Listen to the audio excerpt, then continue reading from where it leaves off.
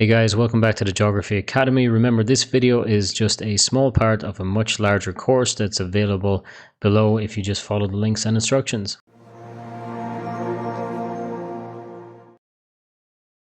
Okay, we're now on Global Interdependence, Part 3, the development of international tourism.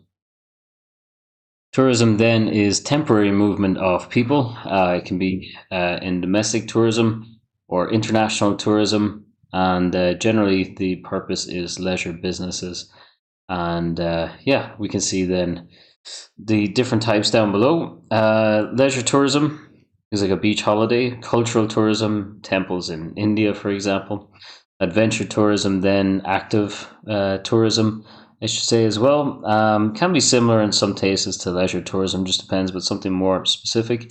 Medical tourism, then, to get, say, a surgery in areas that are well known for it, maybe cheaper operations or specific actual procedures as well.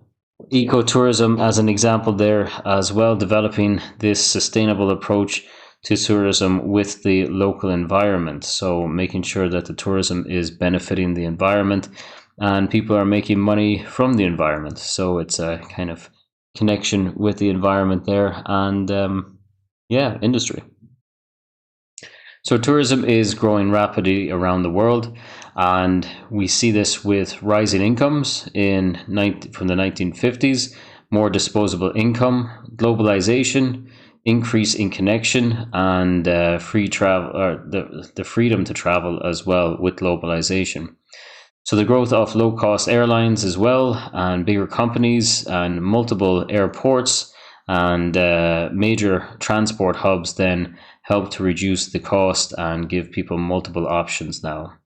Emerging market countries like India and China have massively growing populations, but massively growing wealth as well, especially in their middle class. They're now starting to use that disposable income to travel more and travel quite a lot. The UNWTO then reported over the 1.3 billion international tourist arrivals in 2019. That's about a seventh of the world's population. Growth has been slow since COVID-19, but expected to rebound and rebounding fast. Now, at the height then in 2019, there was huge amounts of tourists all around the areas. So let's check out the different factors influencing then the destinations for tourism.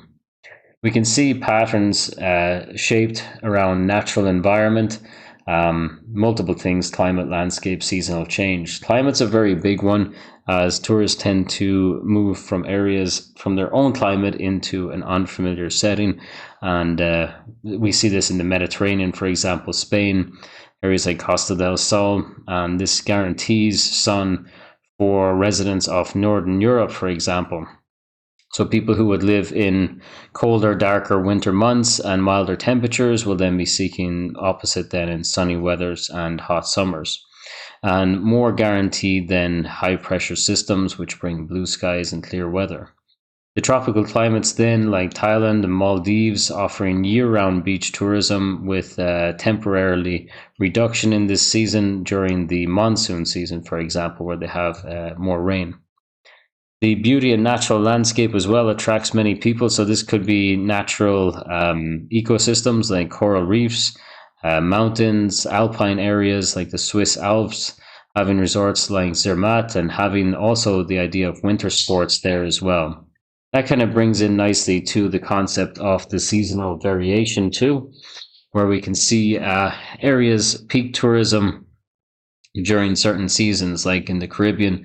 The peak season is going to be the opposite of the hurricane season, whereas in somewhere like the Swiss Alps, then it will be around July, August, when the weather's very clear and less precipitation. And also it's going to be the influence of the snow in the winter as well. Japan cherry blossom in the spring season, for example, brings a surge of domestic and international tourists. Human factors, then, we can see accessibility and transport. Having international transport hubs like Dubai and Turkey have made it a real destination. It also has this idea of a stopover where people will be on their way over a longer trip, and they will stop over for a couple of days and then continue on to their next destination. It's also a destination as a luxury destination, and that means it has to have loads of human development and lots of property and structure in there for tourists to actually visit. The Himalaya area, then, for example, people are visiting areas like Bukhara to actually see fewer tourists and to go to areas that are more rural, rustic, and traditional as well, and to see insight into their culture. But the accessibility to those areas then may be the reason why there's fewer tourists, or the lack of accessibility, let's say.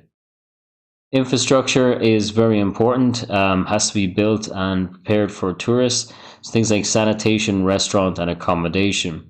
These tend to be able to attract the higher amounts of tourists, and in case there's a lack of accommodation, restaurant, sanitation, and tourism services, this will